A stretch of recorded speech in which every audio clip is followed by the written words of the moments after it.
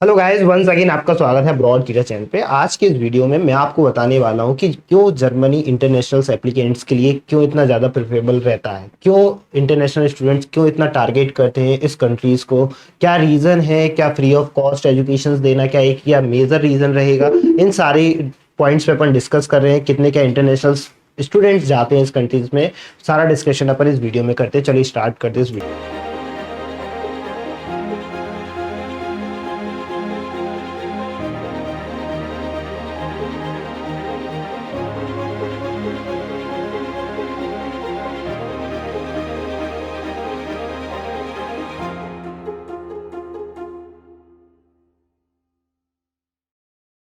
तो स्टार्ट करने से पहले मैं आपको कुछ पॉइंट्स बता देता हूं कि अपन इस वीडियो के अंदर किन किन पॉइंट्स पर डिस्कस करने वाले हैं। ओवरऑल सबसे पहला पॉइंट्स रहेगा, अपन हाइलाइट्स देखेंगे क्या स्टैटिक्स रहा है। बेसिकली ये ऑफिशियल डेटा है, तो आप जाके चेकआउट भी कर सकते हो गवर्नमेंट के ऑफिशियल जाके डेट पे, वहां पे आपको पूरा डेटा मिल जाएगा। ये बेसिकली मैंने जस्ट पॉइंट्स आपको कवर अप किए गए हैं ओवरऑल आपको आइडिया देने के लिए क्यों प्रेफरेबल है इंटरनेशनल स्टूडेंट्स के लिए। हाइलाइट्स है, देन टॉप कंट्रीज देखेंगे, कौन कौन सी कंट्रीज से स्टूडेंट सबसे ज़्यादा जाते हैं। International students draws to scientific programmes के लिए, रिसर्च प्रोग्राम के लिए ज़्यादा नोन है जर्मनी, तो इस वजह से स्टूडेंट्स क्यों प्रेफर करते हैं। And education and immigration goals देखेंगे क्या क्या है इसके अंदर। ओके, जो अपन हाईलाइट्स अपन डिस्कस कर रहे हैं इस वीडियो में, जो हाईलाइट्स पॉइंट्स है basically record number of international students were enrol in Germany 2022-2023 basically hike हुआ है। 2022 और 2023 का जो डेटा है इंटरनेशनल एप्लीकेंट्स के लिए, जब 2022 में इंटरनेशनल्स ने अप्लाई किया था, 2023 में उनमें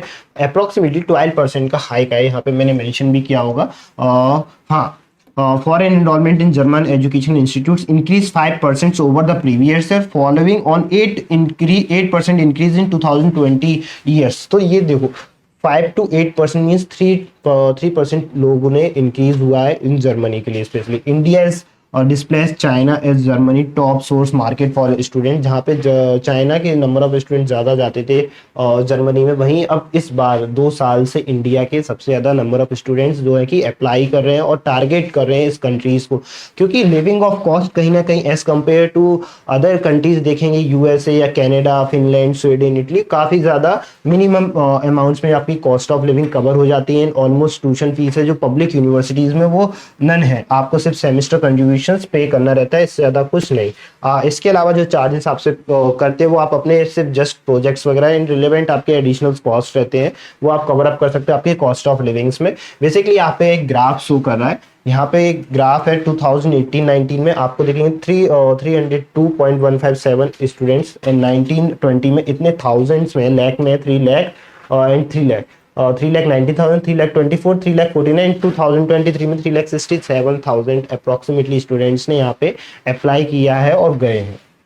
ये डेटा हो गया लास्ट 5 ईयर का, अब आप देख रहे हैं। इसके अलावा जो डेटा है जो जर्मन एम्बेसी ने रिलीज किया था, जहाँ पे सबसे ज़्यादा स्टूडेंट्स आप देखोगे 42,578 student only on for Indian है। देन चाइना आता है 39 एंड 137 स्टूडेंट्स। लास्ट 2 ईयर से यहाँ पे जो अमाउंट्स है स्टूडेंट्स के नंबर ऑफ स्टूडेंट्स है चाइना में वो डिक्रीज हुआ है। रीज़न चाहे फिर जो भी हो सकता है उसका, क्योंकि जो नंबर ऑफ फैसिलिटीज़ है आई थिंक वो जर्मन में ज़्यादा है। जो जर्मन वीज़ा है वो काफ़ी ज़्यादा स्ट्रिक्ट है और काफ़ी ज़्यादा हेल्पफुल रहता है, क्योंकि ऑलमोस्ट जो यूरोपियन की कंट्रीज़ में आप वन वीज़ा पे पूरा ऑल ओवर यूरोप ट्रैवल कर सकते हो एंड स्टडी भी कर सकते हो। ऑस्ट्रेलिया के जो स्टूडेंट्स हैं 14,762 स्टूडेंट्स अप्लाई कर किया है 2023 में। टर्की में 14,000 नियरली, मतलब 15,000 स्टूडेंट्स ने अप्लाई किया है। ये जस्ट टॉप 5 कंट्रीज हैं, टॉप 5 रीजन्स हैं जहाँ से स्टूडेंट्स जाते हैं पढ़ने के लिए। देन इसके अलावा कुछ और कंट्रीज हैं जहाँ से स्टूडेंट्स गए हैं। Ukraine students increase 43% since 2022, total around 9,1100। और टॉप सेंडिंग रीजन्स में देखेंगे एशिया स्पेसिफिक 32 रीजन है, and north America and Middle east का 19% है। फास्टेस्ट ग्रोइंग रीजन जिन्हें बोला जाता है, 58% इंक्रीज हुआ इन 5 ईयर्स के अंदर। वेस्टर्न यूरोप 17% स्टूडेंट्स इंक्रीज हुए हैं। Then fastest growing region for Germany is North America and Middle East, almost 58% in the past 5 year, जैसा कि यहाँ पे मेंशन है, एक मैंने हाईलाइट्स करके यहाँ पे मेंशन भी किया है।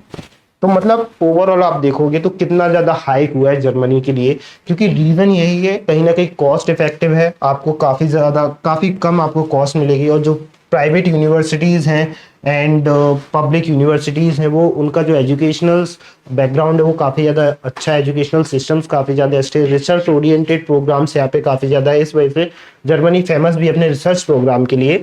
International students draw from scientific programme, जैसा ही मैंने बात भी की है, more than 4 in 10 foreign students in Germany pursuing engineering. इसके अलावा cost effective and no tuition fees के अलावा एक रीज़न ये भी है कि जर्मनी इंजीनियरिंग के लिए काफ़ी ज़्यादा नोन है। जो इंजीनियरिंग प्रोग्राम है जर्मनी के वो इस वजह से स्टूडेंट्स भी यहाँ पे परस्यू करने आते हैं, क्योंकि जो इंजीनियरिंग फील्ड से यहाँ पे जॉब सेक्टर है वो काफ़ी ज़्यादा अपॉर्चुनिटीबल है, आपको अपॉर्चुनिटीज़ काफ़ी ज़्यादा मिल जाती है अपने मास्टर्स या बैचलर प्रोग्राम के लिए इन फील्ड्स में। Germany is a clearly a top destination for science minded students, obviously है क्योंकि रिसर्च प्रोग्राम है, not least because of the applied science universities हैं इन द कंट्रीज में। इनरोलमेंट इन दूस institutes have since 140% over the past decade increase हुआ है, 60% for more आप देखोगे तो जनरली ओरिएंटेड यूनिवर्सिटीज़ में। तो कहीं ना कहीं जो यूनिवर्सिटीज़ के जो स्टूडेंट्स हैं और यूनिवर्सिटीज़ को जो टारगेट कर रहे हैं अपने लिए, फॉर एग्जांपल कोई एक स्टूडेंट्स है किसी अदर कंट्री से टारगेट कर रहा है जर्मनी में, तो वो एक ऐसी यूनिवर्सिटीज़ टारगेट कर रहा है क्योंकि उसका एक रिसर्च बैकग्राउंड भी काफ़ी स्ट्रॉन्ग है। और क्योंकि जब जर्मन यूनिवर्सिटीज़ में पब्लिक यूनिवर्सिटीज़ में आप अप्लाई करते हो तो ऑब्वियसली कि वो सभी को एडमिशन्स नहीं मिलता है, काफ़ी ज़्यादा रिजेक्शंस भी होते हैं। इसी वजह से स्टूडेंट्स बैकअप में कुछ ऐसे प्रोग्राम्स डालते हैं जिनको ऐसा मिल जाता है, तो वो ज़्यादा ईजी हो जाता है उनको। जैसे फॉर एग्जाम्पल उन्होंने 6 यूनिवर्सिटीज़ में अप्लाई किया तो ईजिली उनको आइडिया रहता है कि 1 या 2 यूनिवर्सिटीज़ में मेरा एडमिशन हो जाए। इस वजह से वो एज अ बैकअप ऑप्शन भी कहीं ना कहीं जर्मनी को रखते हैं उन प्रोग्राम के लिए। बट ऑलमोस्ट जो टॉप यूनिवर्सिटीज़ हैं और जैसे TU म्यूनिख हुआ और भी फ्रैंकफर्ट यूनिवर्सिटीज़ हैं जो काफ़ी ज़्यादा वेल नोन है। इसके अलावा कुछ यूनिवर्सिटीज़ ऐसी हैं जो काफ़ी ज़्यादा हेल्पफुल हैं, जहाँ पे आप इजी एप्लीकेशंस प्रोसेस आप बोल सकते हो, उसके बेसिस पे भी आप जा सकते हो। जस्ट IELTS पेंडिंग करके आप अपने अप्लाई कर सकते हो। देन अब तो APS सर्टिफिकेट भी आ गया तो आपको डॉक्यूमेंटेशंस भी काफ़ी ज़्यादा ईजी हो गया है, तो आपको इतनी ज़्यादा प्रोसेस करने की ज़रूरत नहीं पड़ेगी। काफ़ी ज़्यादा टफ प्रोसेस नहीं होता है, जो सिंपल मैनर में आप स्टेप्स फॉलो करिए फॉर जर्मनी के लिए तो आपको ईजी हो जाएगा। जैसे मैंने आपको स्टार्टिंग में डेट की ऑफिशियल वेबसाइट से, DAAD commence a study from OECD to measure how the country is doing relative 15 other countries is retaining the international students. जहाँ की टॉप 15 कंट्रीज से जो स्टूडेंट्स आते हैं डे पर ईयर सेम वहाँ से इंक्रीज भी होते हैं, नंबर ऑफ स्टूडेंट्स इंक्रीज भी हो रहे हैं। That study found 45% of international students remain in Germany 10 years. मतलब आफ्टर अपने मास्टर्स कंप्लीट करने के बाद जो स्टूडेंट्स होते हैं वो 10 ईयर तक का स्टे करते हैं, वहाँ पे जॉब करते हैं जर्मनी में। देन PR के लिए भी कहीं ना कहीं जर्मनी को टारगेट भी करते हैं। वहीं सेम आप कनाडा के लिए देख सकते हो, कनाडा भी एक कॉम्पिटिटिव है इस इंडस्ट्रीज में, क्योंकि कहीं ना कहीं जो स्टूडेंट्स होते हैं वहाँ पे 44% of students education in Canada still working in the countries.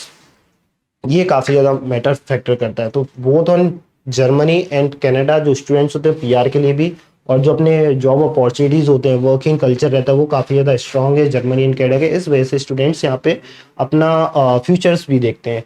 ये पॉइंट्स थे, इस वजह से स्टूडेंट्स यहाँ पे टारगेट करते हैं। ये सारी चीज़ें आप देखोगे तो कहीं ना कहीं स्टूडेंट्स को मिल जाएंगी कि काफ़ी ज़्यादा प्रोग्राम हाई क्वालिफाइड होते हैं, जो फैकल्टीज़ हैं, जो रिसर्च डेवलपमेंट प्रोग्राम्स हैं, एक्सचेंज प्रोग्राम है स्पेसिफिक एंड स्कॉलरशिप जो अवेलेबल है यूरोप में। इस वजह से जो आपकी ट्यूशन फीस और लिविंग कॉस्ट है वो काफ़ी ज़्यादा नॉमिनल हो जाती है, और इस टाइम पे तो फुली फंडेड स्कॉलरशिप भी अवेलेबल, आप उनको ईजिली भी ग्रैब कर सकते हो अगर आपका प्रोफाइल अच्छा और डिसेंट है। बस आपको स्टेप्स मालूम होने चाहिए किस स्टेप्स को फॉलो करना है। ओके, इसी के साथ मिलते हैं नेक्स्ट वीडियो में। कोई भी डाउट आता है इस वीडियो के रिगार्डिंग और किसी वीडियो के रिगार्डिंग तो आप मुझसे कमेंट करके पूछ सकते हो। Okay, tata bye bye, see you.